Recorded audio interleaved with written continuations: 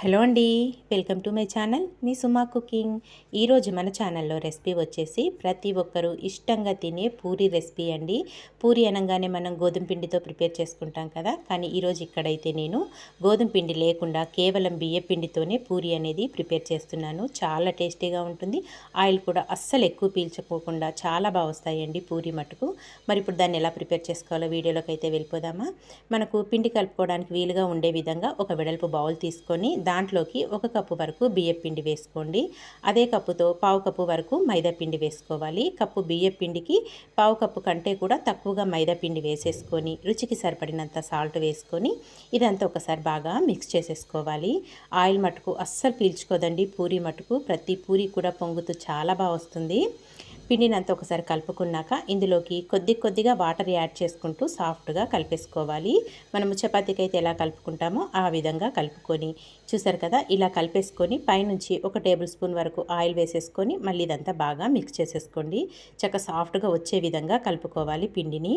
Oil వేసుకోవడం వల్ల మనకి పిండి ఆరిపోకుండా చక్కగా సాఫ్ట్గా ఉంటుంది. ఇలా కలుపుకున్నాక ఒక 10 నిమిషాలైనా పక్కన పెట్టేసుకోండి పిండిని మట్టుకు. ఒక 10 నిమిషాల తర్వాత అయితే మీకు చూపిస్తున్నాను. పిండి అనేది మనకి ఇక్కడ చక్కగా సాఫ్ట్గా నానింది. వెంటనే చేయకుండా ఒక 10 నిమిషాలైనా పక్కన పెట్టుకోండి. పిండి అనేది చక్కగా సాఫ్ట్గా నానుతుంది. పిండిని అంతా ఇలా కలుపుకున్నాక దీంట్లో నుంచి చిన్న బాల్స్ లాగా ప్రిపేర్ చేసేసుకోవాలి. పిండి ముద్దలు తీసేసుకొని మనము పూరీకి అయితే ఏ సైజ్ తీసుకుంటామో పిండి ముద్దల్ని అలా తీసుకొని అన్నీ ముందుగా ఇలా ప్రిపేర్ చేసేసుకోవాలి. చిన్న బాల్స్ లాగా ప్రిపేర్ చేసుకొని పక్కన పెట్టేసుకుందాము. తర్వాత ఒక పిండి ముద్దను తీసేసుకొని కొద్దిగా పొడిపిండి వేసుకొని లాటిచ్చేసుకోవాలండి.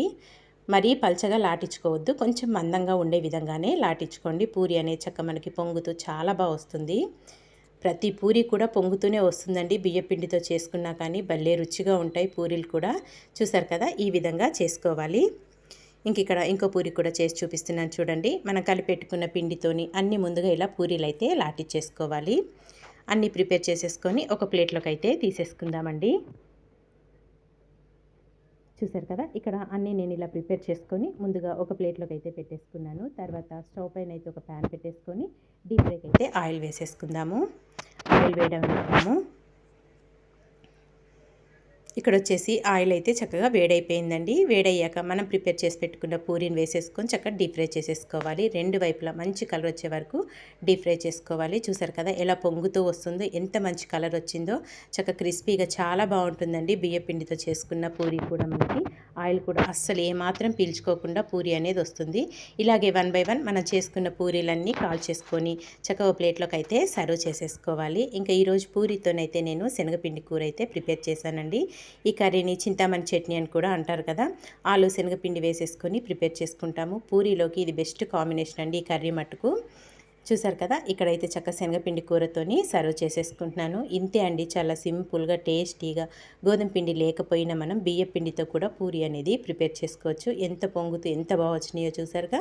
మరి మీకు ఈ రెసిపీ అనేది మీకు నచ్చిందా? నచ్చితే మీరు కూడా తప్పకుండా ఈ విధంగా ట్రై చేయండి. ట్రై చేశాక మీకు ఎలా వచ్చిందో ఒక చిన్న కామెంట్ చేయడం మాత్రం మర్చిపోవద్దు. ఇలాంటి మంచి వీడియోస్ కోసం వెంటనే మన ఛానల్ని సబ్స్క్రైబ్ చేసుకోండి friends. Thank you for watching అండి. Bye bye.